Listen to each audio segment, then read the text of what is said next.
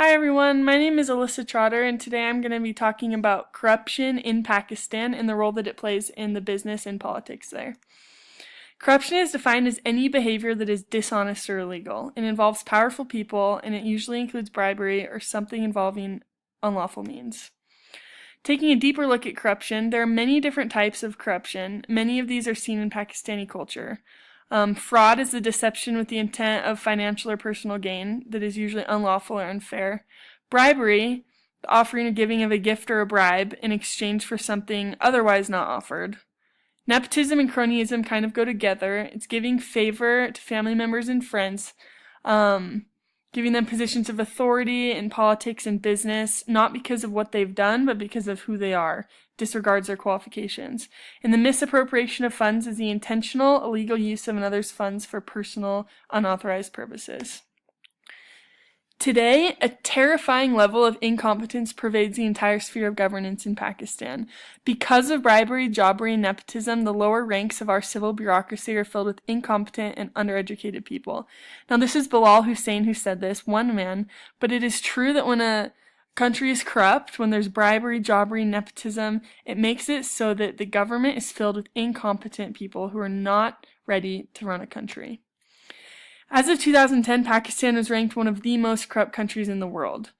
Even just in between 2009 and 2010, the amount of money used in corruption rose substantially, with how much was being used for corrupt purposes.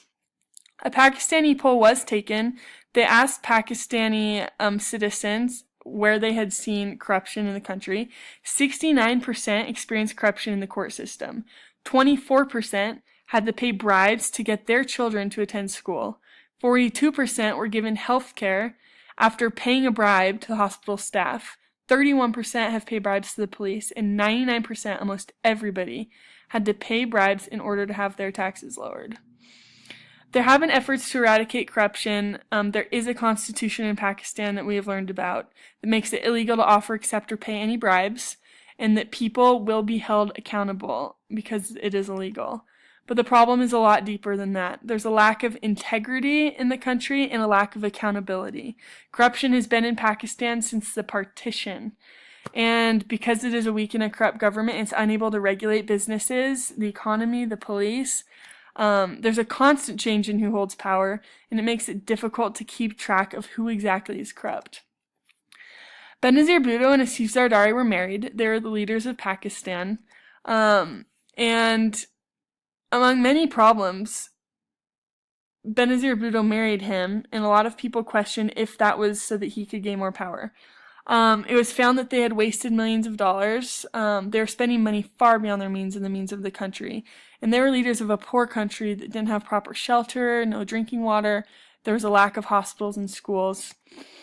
And they were accused of stealing over $100 million. Never has a Pakistani leader or prime minister finished their full term. They're either involved in corruption or assassinated. And when there are corrupt leaders like that, it makes it nearly impossible to regulate corruption in other parts of the country, such as in business and economics. In 2017, this is recent, in 2017, Prime Minister Nawaz Sharif was forced to leave office early as well because he was dishonest in his use of money. He had assets all around the globe. He had luxury apartments in London. He had different companies scattered across other continents, and the Pakistani people knew nothing about his hidden wealth. Even in 2017, this leader was said to be ineligible to hold office according to the Constitution. In business, a lot of factors contribute to corruption. Most of it is bribery. When there's a corrupt government and politicians, it leads to corrupt business practices, and there's a lack of regulation, and so business is very unorganized. Even the judicial system has a lack of resources and high crime rates. It makes it so that powerful political figures are able to influence the judiciary system in their favor, which is a corrupt practice.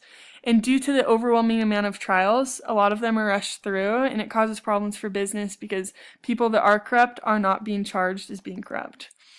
The police were voted one of the two most corrupt sectors in Pakistan.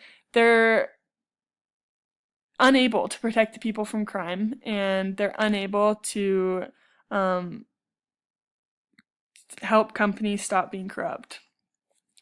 In order to obtain public services in Pakistan, a lot of bribery is used. And a good example of this is that people bribe electric companies to give them electricity, and they give in and say yes, and then the power always ends up being turned off for everybody because there are irregular payments and the companies can simply not afford to stay open.